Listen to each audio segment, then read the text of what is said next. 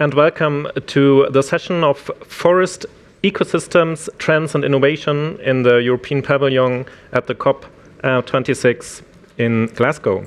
I'm Friedrich Bohn. I will guide you through this session. And in this session, we will have a short introduction into the topic by the FAO, followed up by description of the deforestation which is happening right now. After that, I will present you how climate change and deforestation affect the carbon fixation rate of forests. And last but not least, the FINOVA will present you experiences about firefighting, and they also will announce the Startup European Award. After each of these three sections, you have the chance to raise questions. For that, please use the Slido app. So for those who are remotely connected, you find the Slido button on the left-hand side. And for you who are here in the room, you just scan the QR code here on the slide. Yes, so we could start with our first speaker, which is Mrs. Vähänen. She is the Deputy Director of the Forestry Division of the Natural Resources and Sustainable Production Stream. She has coordinated FAO's contributions to the global climate change debates for UNFCCC and other international agreements. Further, she led the FAO work for the RED Plus scheme. So please, here she is. Great. Screen is yours. Great you so much, Friedrich. And good evening, morning, or afternoon, colleagues, depending on where you are. It is for me a great pleasure to be with you today, albeit virtually, to open this side event. As you've heard last week, and certainly we all have heard, forests have received significant political attention here at COP26, and an unprecedented amount, over $20 billion has been pledged to halt deforestation and land degradation, to tackle wildfires, and to advance the rights of indigenous peoples and local communities. And this is great news, as forests cover almost 1/3 of the Earth's land surface, and they are critically important to mitigate and adapt to climate change and to conserve biodiversity. In addition, that they also are a source of livelihoods, food, medicine, and fuel for more than 1 billion people.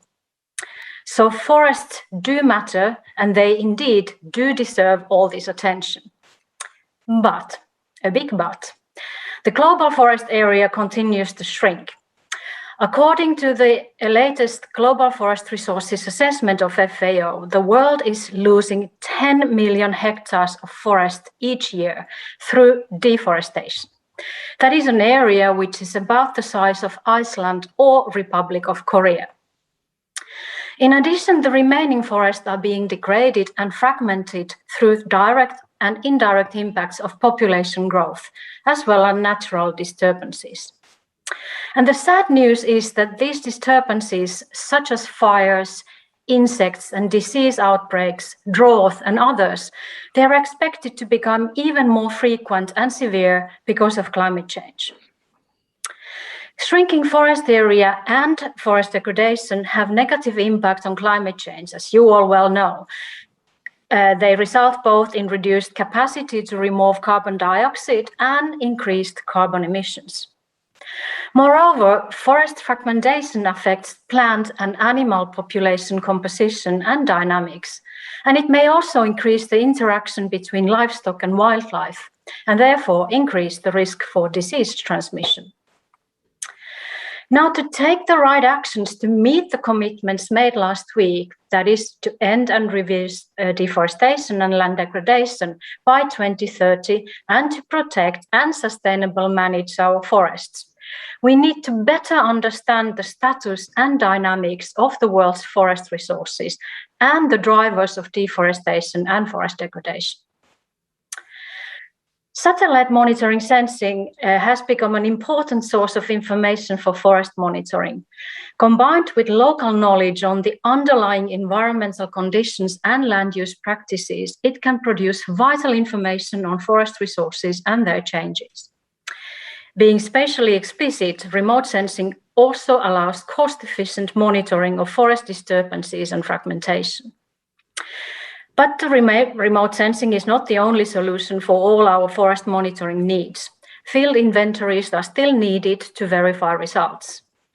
Detailed field data are also key to modeling of long-term impact of climate change to forests and the services that these forests provide. Dear colleagues, today we have an exciting opportunity to learn how the innovative approaches to forest monitoring and modeling have helped us to understand better the global land use dynamics and their underlying drivers. We will also have an insight into the current and future impact of climate change and other disturbances on European forests, their dynamics and structure, and we will learn about the importance of international cooperation and innovations in fighting forest fires to prevent and control calamities they cause. We will have a quite packed agenda, but it's full of new findings and approaches to forest and land use monitoring. So I look very much forward to these presentations and the subsequent discussions. Thank you, and back to you, Friedrich. Thank you, Ms. Verheenen. So the next speaker will be Adolfo Kinkard, who is the forest officer of the FAO, and he coordinates the FAA remote sensing survey. Adolfo, the screen is yours. Thank you, Frederick. Good morning, good afternoon, and good evening to everyone. Thank you for joining us today. My name is, as Frederick said, Adolfo Kinkard. I work for the Food and Agriculture Organization as a remote sensing expert. And for the last 3 years or so, I have been coordinating the remote sensing survey, an exercise that has been implemented in the context of the FAO Global Forest Resource Assessment. Today, I'm very excited to present to you the first results. The full report will be launched in the World Forest Congress next year to be held in South Korea, May 2022. I think Steve will launch the presentation.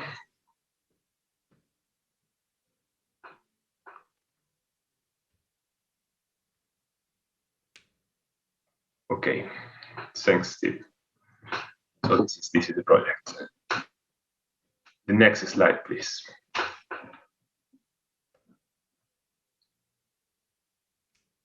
Okay, it's a figure of our work. Let me start now giving you a bit of background. Now, this project has 3 main objectives. The first one was to produce independent and consistent remote sensing-based estimate for forest area and its changes at global, regional, and biome level. Second, to create novel information on deforestation drivers and forest dynamic. And last but not least, to continue developing national capacities to use remote sensing for forest monitoring. In the next slide, we'll focus on the methodology. This methodology was built in the experience gathered from our previous remote sensing surveys and similar exercise. To guarantee the best result possible, we choose a methodology that is easy to use, and we decided to collect the data in a participatory manner to allow incorporation of national expertise to the process. To the best benefit from the national expertise, we organized 33 national and regional workshops, and we trained more than 800 participants from 126 countries to interpret the samples using Open Forest Collect Earth online platform and analyzing or doing photo interpretation of Landsat and Sentinel images. The tool, just mentioned, Collect Earth Online, is an easy-to-use cloud-based platform for photo interpretation that we developed in collaboration with NASA and Google. After the training, the experts analyze the data filing in their own countries, and later they share the data collected with FAO. In brief, Remote Sensing 2020, the FRA Remote Sensing 2020, was the first global remote sensing survey driven by local experts. And we are really grateful, really grateful to all the colleagues who participate so actively in the process and share their knowledge. Next slide. In the map that you see now on the screen, this map shows the global distribution of our samples. As you can see, the samples are not equally distributed. To reduce the uncertainty of the forest area change and the deforestation driver estimates, we use a stratified sampling design, which is better suited for such a task. The strat adopted was a combination of the available tree cover change map and the global ecological zone map. As a result, you can observe that there are dark areas with higher number of samples, such as Sumatra or central Chile. In the case of Indonesia or Sumatra, the samples concentrations show a real land use change in most of the cases. Instead, in Chile, we are looking only at global land cover changes. And this is what the expert doing the interpretation adjust. Next, please. So now, I would like to present the first, an example of how this data was collected. According our, in these examples, you see there are a natural regenerated forest in 2000 in Paraguay that lost the next, please, lost half of the hexagon, if you see the white hexagon in the middle, half of the forest in between 2000 and 2010, and finally in the last period, 2010-2018, in the next, you will see that all the forest is gone because cropland expansion. This is basically what the interpreters did for the 400,000 samples of the world. In the next slide, there are two additional sources we use to define the land use classes: the Sentinel cloud-free mosaics, and finally the VHR, the very high resolution images available. Next slide. Okay, this is a way to collect the data basically. So now, in the coming slides, I will show the first findings I want to share with you today. Next. According our results, the world forest area was 3.97 billion hectares that represent about 29.7% of the global land area. This number is aligned with what the countries reported to FAO in the FRA 2020 Global Forest Resource Assessment. That was, as is written below, 4.06 billion hectares.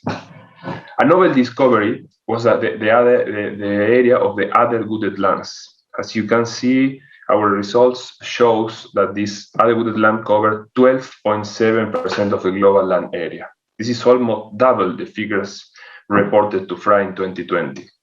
The reason for these differences require further investigations, but one of the reasons could be that as these areas are challenging to map and to measure, they have received less attention in country levels forest monitoring processes.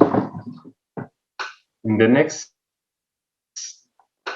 slide, I would like to focus in the changes.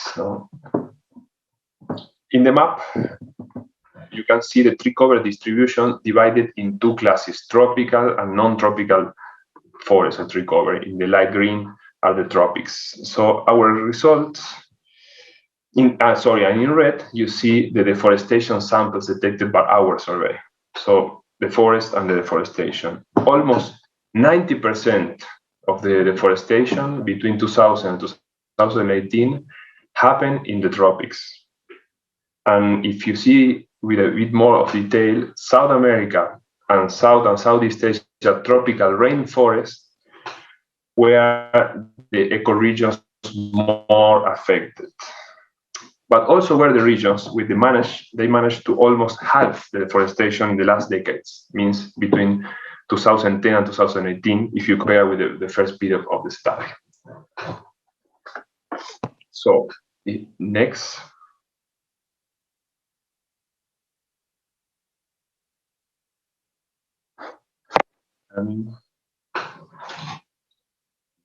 Well, as for the drivers behind deforestation, cropland expansion, including that include palm oil, was found to be the main driver, representing alone 52.3% of the deforestation globally, followed by the livestock grazing with 37.5%. If we analyze that under the umbrella of agriculture expansion altogether, these two figures combined account almost 90% of the deforestation. I mean, croplands and livestock grazing expansion. Next. This is, of course, not homogeneous across continents, so the prevalence of cropland expansion or livestock grazing vary within continents. While the croplands were predominant drivers in Asia and Africa, in the two first lines, in the Americas and Oceania, livestock expansion was predominant, reaching its peak in South America. The difference between family farming and commercial agriculture, the predominant conversion to flex crops as palm oil, and the overexploitation due to growing population expansion, among others, that are now being investigated more in detail to better understand this phenomenon. The next.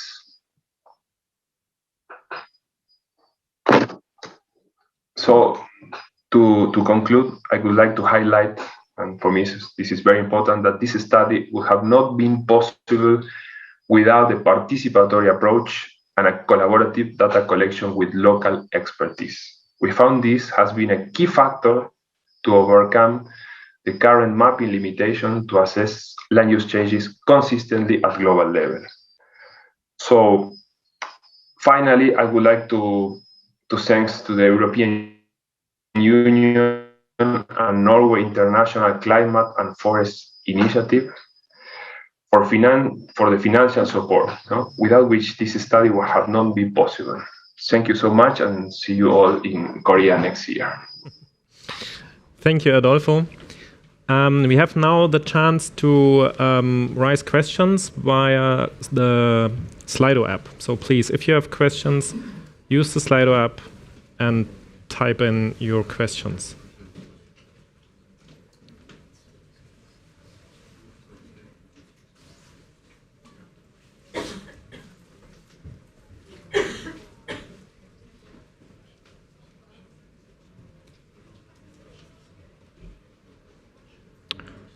Okay.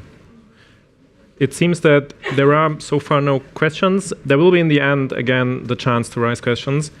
And then, Adolfo, you have now the pleasure to introduce me, if you like. Or is he still online? If not, I can do it. Ah, yeah, he is. Yeah, so, well, now I will give the floor to Fritz. You know him. He's from the Helmut Center of Environmental Research. He's a researcher, and Fredrik, the floor is yours. Thank you, Adolfo. So as you have heard by Adolfo, deforestation is one big threat for forests, but also we face climate change, and this is also a big threat for forests. And both deforestation and climate change affect the carbon fixation rate in forests, and this really worries me because forests are one of the main sinks for CO2. And now I will start with showing you how deforestation affect the carbon fixation rate of forests which are next to a deforestation event. So here you see an aerial picture of an area in Brazil, and you see that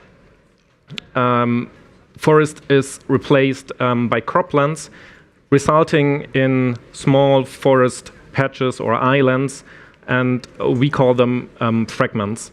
And this is very important to understand that they are essential for biodiversity. So the smaller such a forest island is, the higher is the chance that species go extinct.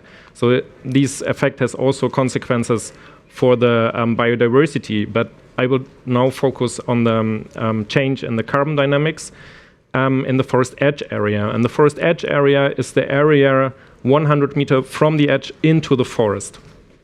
And in these areas, now light can much more easily penetrate into the forest from the side because there are no trees anymore. And this results in an increase in temperature. Also, wind turbulences can now attack the trees much more easier because the neighboring trees are not there anymore, so they are not protected. And increasing temperature and increasing wind turbulences resulting in a higher mortality rate of trees, so trees die and decompose, and while they are decomposed, they emit CO2 again. And colleagues of mine made a simple simulation, and they analyze how forests are affected by this increased mortality depending on the fragment size. So if you have a small fragment, of course there is a lot of edge area, and this results in a decrease in the biomass. And you see here on the graphic, in the green line is the average biomass for a forest in the tropics in this area. And the orange decrease shows how much carbon is lost from the storage due to the deforestation next to this forest patch. And if you see that there is 60% in small patches, 60% of the biomass is lost due to adjacent deforestation, then the question is, okay, if this happens on a small scale, what happens if we analyze the whole tropics? And in a second study, my lab identified approximately 130 million forest fragments on the 3 continents, and they analyze the same data as Adolfo did. And so 1 pixel is 30 meters large, and they really count every pixel to see if this is a patch and how far is it to the forest edge. These 130 million forest patches were found for the year 2000, and we redo the analysis for the year 2010, and we found that there is an increase in these number of fragments by 20 million. And you see on the left-hand side that also the size of these fragments is shrinking, the average size, and the number on the other side is increasing for all 3 tropical continents, and it's strongly happening currently in Africa. If we now know all these patches, we can calculate how big is the area which is in this edge area, which is close to a deforestation event. And we found that for the whole tropics, 27% were edge area in the year 2000, but in the year 2010, we have an increase to 31%. And again, in Africa, the increase is very strong from 30 to 37%. However, the largest total area we found in America. Knowing how large the area or the edge area is, we now can calculate how much carbon is emitted from these edge areas, and it's in total 450 million tons carbon per year, which is really a lot. But of course, it is less than cutting down the whole forest. So please don't interpret this in the way that you have to cut down forest islands. It's the opposite. Now I will change to the temperate zone for another study in my lab.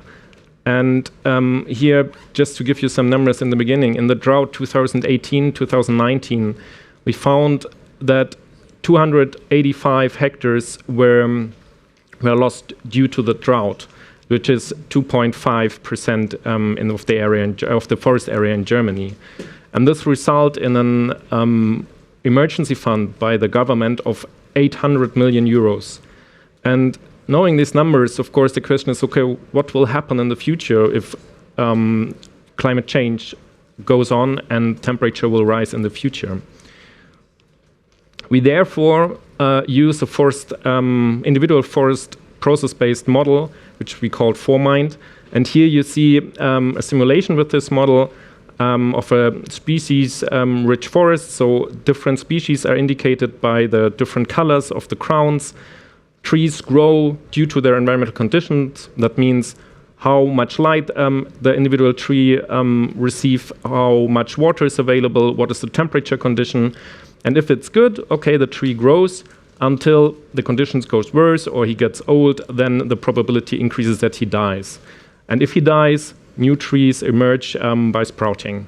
And in the model, we also can simulate disturbances and management. And for example, here in the simulation, you see a management event in the upper right corner where we have a clear cut.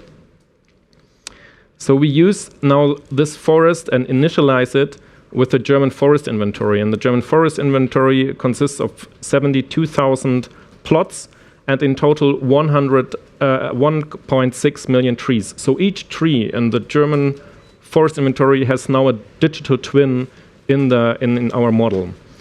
We then use as climate input 6 different climate models and 3 different scenarios for each of these 6 different climate models. So the 2.6 scenario, which means that we will stay below 2 degrees, and 4.5, of course, is higher, and 8.5 is the worst scenario. We use soil data of a very high resolution to simulate the soil, and we need this data to simulate a correct available water simulation. And if we combine all these together, we were able to simulate the carbon fixation rate for each tree in this German forest inventory for the next 80 years. And here you see the German map, and you see that there are the different points for the different plots. The color indicates the carbon fixation rate, and you see that's a bit messy. The reason is that the carbon fixation rate depends on the species which are in this forest, but also on the structural characteristics, so large or small trees, or even age or uneven, and of course also it depends from the soil. So here now you see soon the results. Just to remember, 2.6 means Paris Agreement will fulfilled. 8.5 is the worst scenario.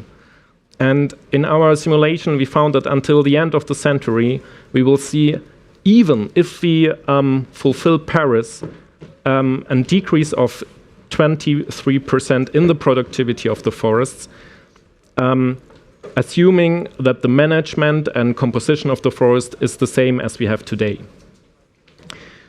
And of course, if climate is more dramatic, increasing, then we have more severe losses in the productivity, up to 57%.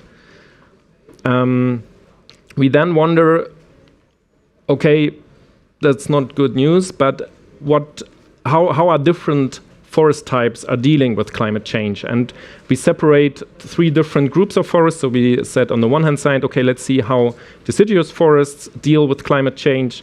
Then let's analyze how mixed forests, where we have coniferous and deciduous forest in more or less balanced way. And finally, we make a 3rd group consisting only of coniferous trees. And here on the 3 graphics, you have they separated. On the left-hand side, you see again the RCP 2.6. On the right-hand, the worst scenario 8.5. The gray bar indicates the productivity of the forest in the last decade without the drought. And the thick line means the average, and the bar indicates the range in which you find 50% of all forests in the German forests. So 50% of the forests have a productivity between 1 and a bit more than 2 tons carbon per hectare and year. And if we now analyze the different forests, we see that deciduous forest will keep the productivity of the forest if we stay below 2 degrees. All other forests will result in a decreasing in productivity, and it gets really worse in the scenario 8.5. And please mention, if the productivity decreases, the chance that trees are infected by fungi, affected by bark beetle or whatever, rises strongly. And this means in the scenario 8.5, it will be really, really hard for coniferous trees, especially spruce. Okay, To sum up the messages. So please stop deforestation and reduce fragmentation of tropical forests. I mean, there's a good step on this COP done already. It goes in the right direction. Then the less we heat the planet, of course, the better temperate forest will fix CO2 in the future. Regardless of the climate scenario, deciduous forest fix more CO2 than coniferous forest. So it's clear which is the strategy we have to go. And to maintain the current CO2 fixation rate of temperate forests, which is assumed in many scenarios and political agreements, we have to replace the harvested coniferous forest with deciduous forest, and we have to limit global temperature rise to less than 2 degrees. So thank you very much for your attention.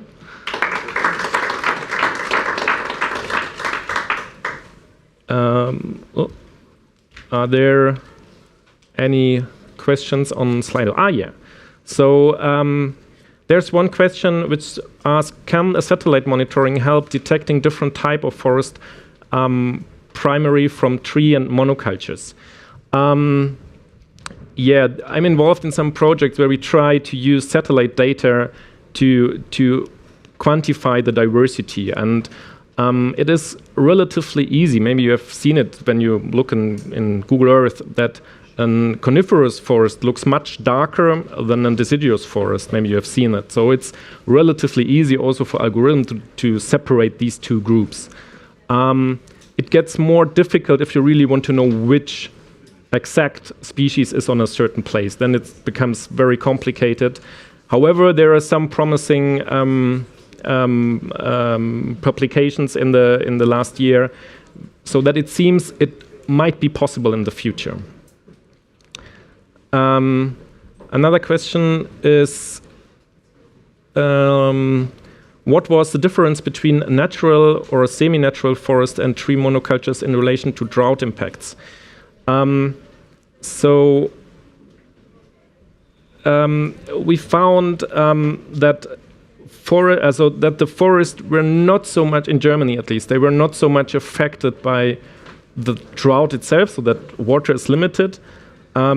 It was more the heat wave during this time, which increases the maintenance respiration, and therefore the total balance gets negative.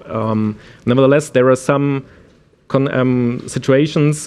For example, if you have a forest which grows on a soil which is very good in saving water and has a good water holding capacity, and now we have a drought, then this soil goes empty, so there's no water again, and the forest suffers a lot during the drought.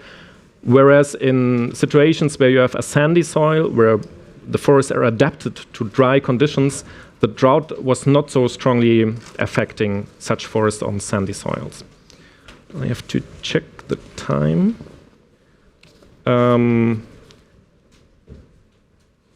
think we can have one last question. Sorry, could you? Yeah. So there's one with the FAO. No, I think these are the questions we have so far. Okay, then we go on with the next topic, and I will hand over to Mr. Revuelta.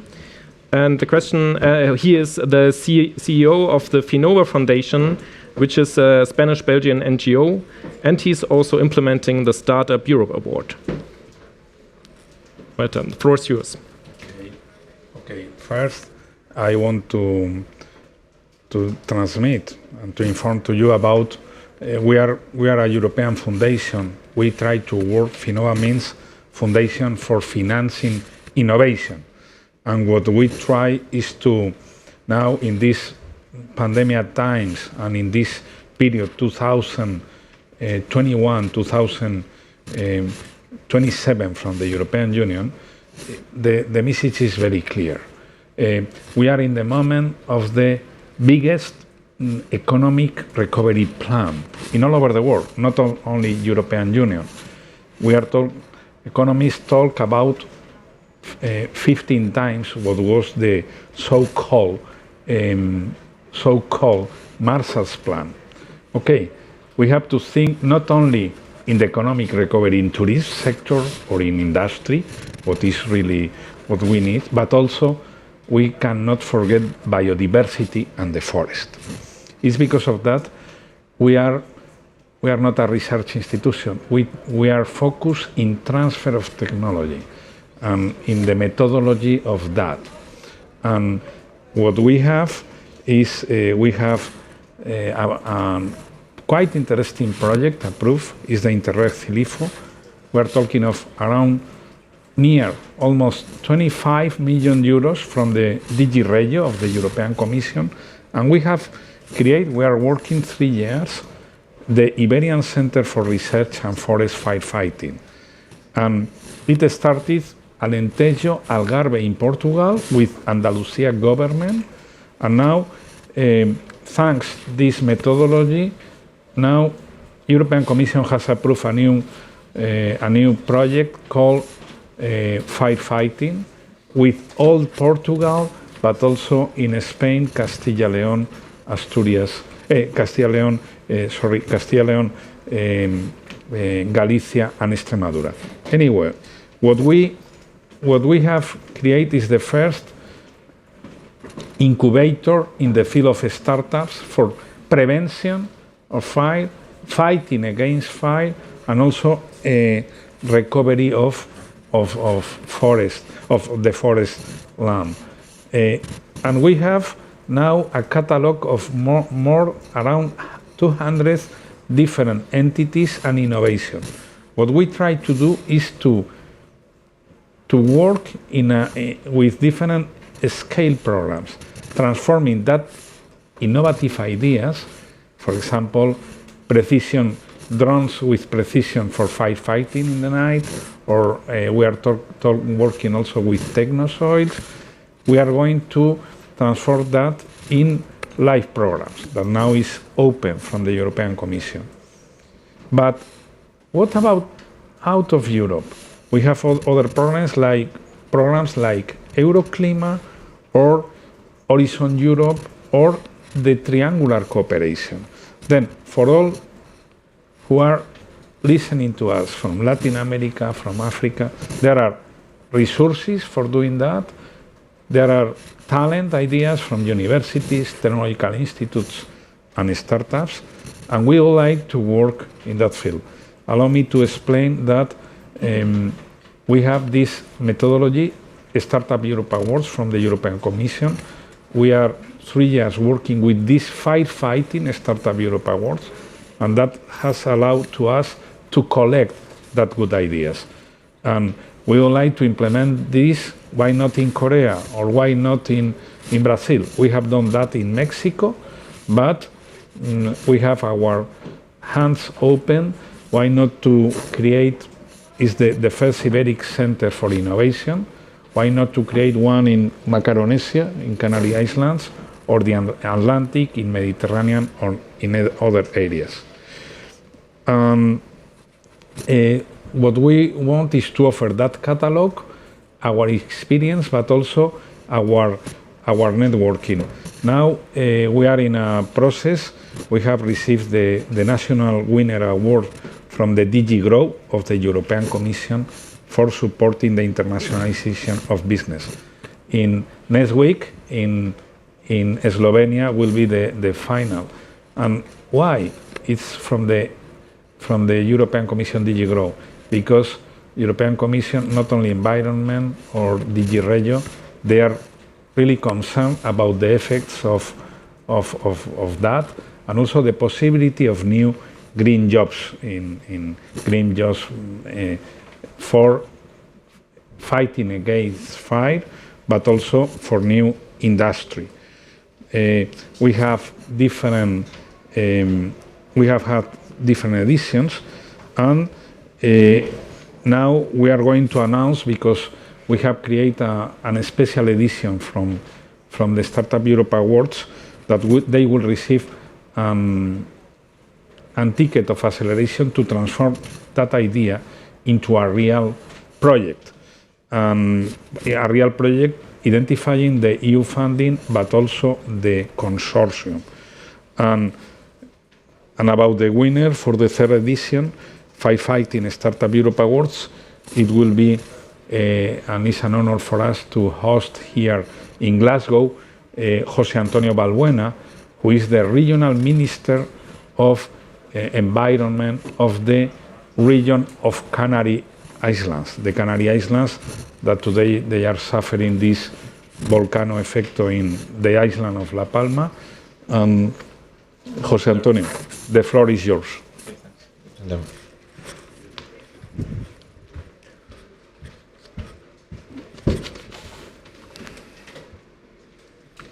Right here. Presentation is on.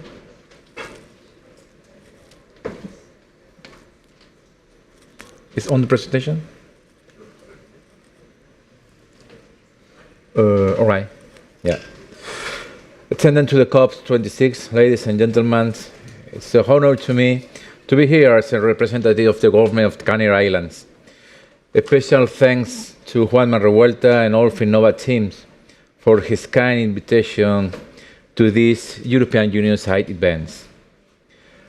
I have been carefully listening to the previous speaker, and I cannot be happier to be here in this forum with all of you to be able to talk about innovation and trends in foreign ecosystems. At this point, I would like to send a message of hope to the island of La Palma, from an island with region to another island, La Palma, that, as you may know, for 50 days now it has been exposed to a natural phenomenon as a volcano explosion.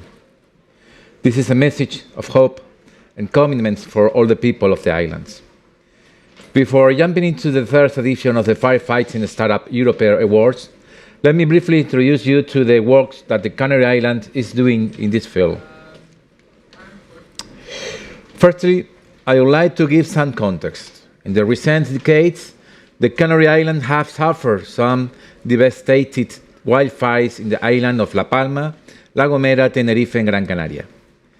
These fires have spread rapidly from the focus to the nearby areas, and because of the volcanic origin of the Canary Islands, with deep valleys and areas with enormous difficulties to access, the fire extinguish works get extremely complicated.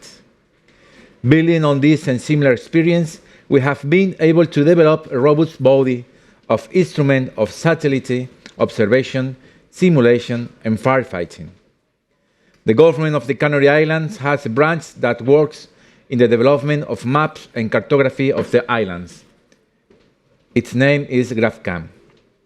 Since 2017, GrapCam has made a big effort in artificial intelligence applied to the territory to improve the analysis capacity in the information generated by remote sensors such as satellite and photogrammetric cameras.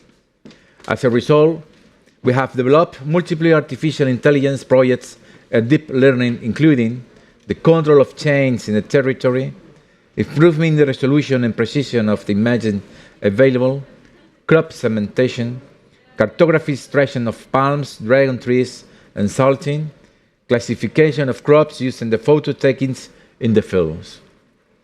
In the picture in the screen, we can see some of the examples of the main project development with deep learning algorithms. The control of change in the territory comparing pictures from different years. Waste detections of multiple solid waste here. Also, in GrapCam, we can download and get all the available images from the Sentinel-2 satellite. The workflow includes integrated process of improvement utilizing artificial intelligence techniques. By improving the position by doing the adjustments of the image georeference to set the point, the position error of the image under 2.5 meters. By optimizing the image resolution, RGB bands and infrared close to the satellite converts to a resolution of 10 meters per pixels. The workflow of the emission treatment includes selection of the best image of the month thanks to the mentioned techniques, cloud filtering, estimation algorithms help apps to detect dense and light clouds, calculation of vegetation index for different agriculture and habitat projects, With this vegetation index using the Sentinel-2 satellite image, we're able to develop process for each habitat where each single pixel is compared with the vegetation index of the nearby areas to get an estimated calculation of the conservation status of the habitat in the area. Also, these vegetation index are compared with different years and seasons to figure out the trends. This allows us to monitorize the conservation status of the Canary Islands habitats and get a sense of how the climate change is affecting our lands. On the other hand, using segmentation neural network, the extraction of the most important categories of crops in the Canary Islands is carried out from regional orthophoto, and recently there is also a line of work to use satellite image. The results are generated as crop maps. Monitoring of the cultivation plots based on the evolution over the time of the vegetation index is also carried out dynamically. And finally, these are some examples of the crop segmentation over the orthophoto. To sum up, the application of artificial intelligence and deep learning techniques allow us to process and analyze the information from remote sensors and apply it to the development of a specific project that help us monitor the territory in search of change and action that modify its natural structure.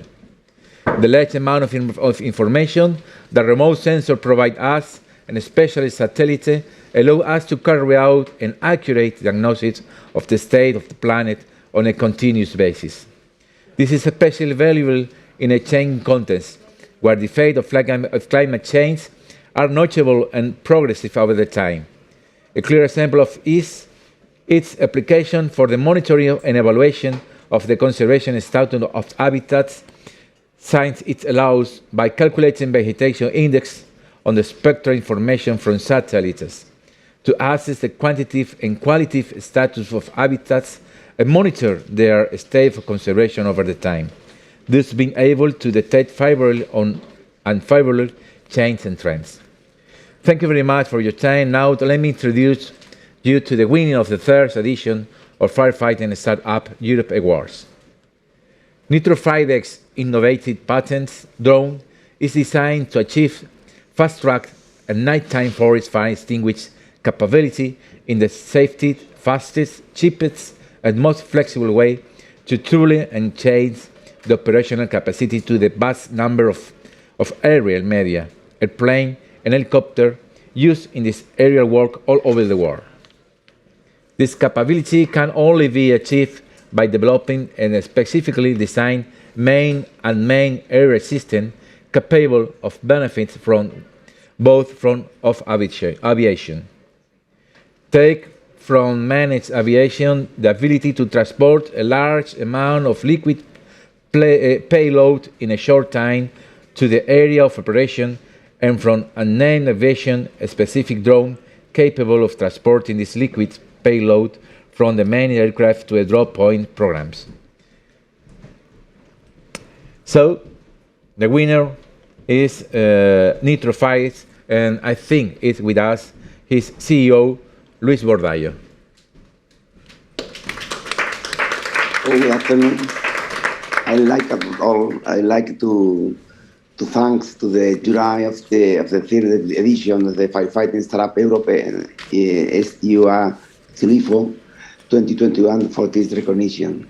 For us, our team, is an incentive, of course, it's an encouragement to receive this award, because to continue to fighting to go ahead with our ambitious project, and of course, unfortunately, every day more and more necessary. We think it is time for the innovations of the worldwide unmanned aerial unmanned decker to give to the opportunity to the aerial firefighting, to the risk aerial firefighting, a new way to fight against the fire. It is you have to improve two key points of the aerial firefighting: the fast track capability, and of course the night aerial forest fighting capability. This capability only can be achieved using both aviation, manned and unmanned aviation. what would you get from the manned aviation? The capability of transport big quantity of payload. In our case, is extinguishing agent to the forest fire area.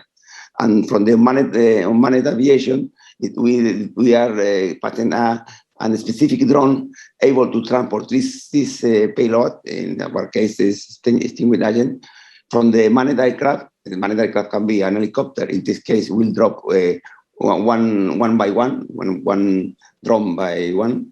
In the case of a transport aircraft, big transport aircraft or medium-sized transport aircraft, we can drop several ones in a train formation in order to be able to overlap the drops over the fire. Anyway, we have to get more possible quantity of stimuli in minimum time and be able to make it at night. And we can, with a valuable technology, modern technology, we have to get to improve the safety, the speed, and of course the economy of the operation. The technology are already available. This technology are already used for example, in the remote carriers.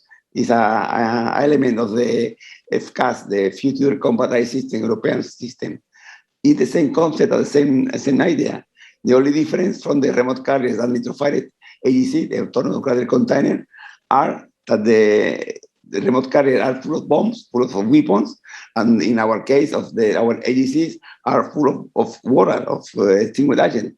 But the operational concept and the vehicle are just the same. One vehicle, one drone is about 300 knots speed, and our drone will be 150 knots because we need the lowest speed. But the concept is just the same. Why can be developed only for military purpose? That's the question. Again, I thank you very much for giving us the opportunity to go ahead with our project. We hope will be a big opportunity in order to acknowledge our ambitious project all around the world. We need, of course, the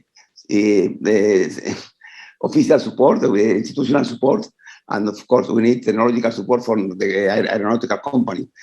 All of them know our project, and they say it is very interesting. And until now, we are a small startup company, and we know we need support from the aeronautical company in order to develop the project. The technology is already available, and the forest fire, the forests are burning away. We need new technology. We need to go ahead. We need to think and to see behind the mountain, not to see it is necessary to invest in technology to improve the capability of aerial forest firefighting means. That's the question. Again, I can only say thank you very much.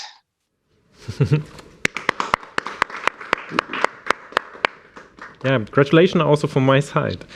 There are still some questions popping up in the Slido, and I will take the last 4 minutes to raise them.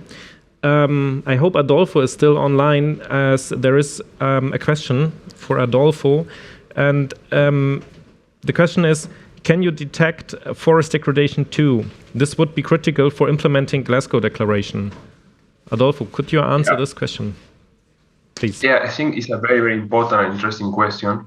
And of course, you cannot derive directly degradation from satellites, but combining satellite with local expertise, we can approach degradation. Of course, it's a broad concept, degradation, that includes very different things, but for sure we can capture a part of the degradation in some forests, in some places, always, until now, at least base our analysis in the local expertise. With FAO, we have been working a lot in the last 10 years or 15 years in trying to identify indicator of degradation from only a spectral point of view, and still is pretty difficult. So I believe that you need to involve local expertise. There's a second question also for you, Adolfo, and the question is, how was the issue of cloud cover addressed in your study? Well, I think the governor of Canarias mentioned something. We work with this a composite, that is a synthetic image, that is a composition of different pixels. We choose the best pixel across 6 months, And finally, we generated what we call cloud-free mosaics. So it was not an issue, no? It was a lot of work behind to build these cloud-free mosaics, but most of the samples, 98% of the sample were without clouds. So this was part of the technology behind the simple idea of doing photo interpretation of images. Okay, thank you very much.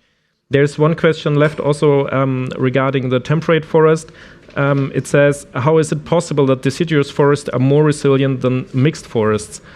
And so there is maybe some background necessary, because in the German forest inventory, the dominant coniferous tree is spruce. And spruce are trees which have very flat roots, so they don't go deep into the soil and are not possible, or they suffer a lot as soon as it gets hot and dry. And therefore, if you mix these not well adapted tree to deciduous trees, the whole forest will lose its capacity of fixing carbon because of these trees which are not well adapted to this situation. However, there are other trees which are needle trees like pine, for example, which has much deeper roots and which is much better adapted to drought. So they may be. So the next step would be to separate spruce and pine trees in our analysis to see more clearly what is the effect of these different types. Yeah, good question. Okay. I would like to close the session. There is also a last slide with the main take-home messages. Yeah, thank you. So one message, of course, was the less we heat the planet, the higher the CO2 sequestration rate of temperate forests, especially deciduous trees, as I said a few minutes ago. Another important point for which we hope to communicate to you is that forest fires know no borders, and this is why the interregional cooperation is so essential. And okay, and good, thanks. And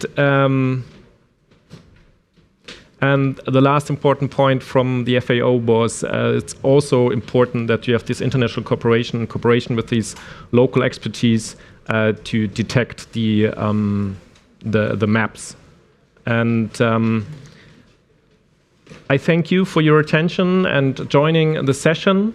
I wish you a nice evening and a very productive and brave negotiations for the rest of the week. And